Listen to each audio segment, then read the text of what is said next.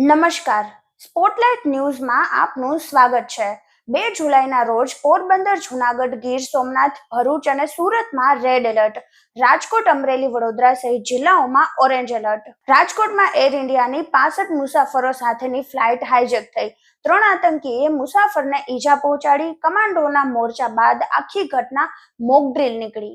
રાજકોટ મહાનગરપાલિકામાં ઘોર બેદરકારી, નિમણૂકના ચોથા દિવસે 15માંથી 12 સમિતિના ચેરમેન ગેરહાજર, ખાલી ચેમ્બરોમાં લાઇટ એસી ચાલુ અને સ્ટેન્ડિંગ ચેરમેને કહ્યું કે અમે ઠપકો આપીશું। સેન્સેક્સ 579 પોઈન્ટ વધીને 77,502 પર બંધ, નિફ્ટી 170 પોઈન્ટ વધીને 24,176 પર પહોંચ્યો, ચાંદી 3,800 વધીને 2.25 લાખ થઈ, સોનું 1,700 વધીને 1.43 લાખ થયું। રાજકોટના ટોઈંગ વેનના કર્મચારીની જાહેરમાં દાદાગીરી, કોટેચા ચોક અને ઇન્દિરા સર્કલ પર વાહન ચાલક સામે રોફ જમાવ્યો, એકને પાઇપથી તો એકને લાફા ઝીકી ધમકાવ્યા।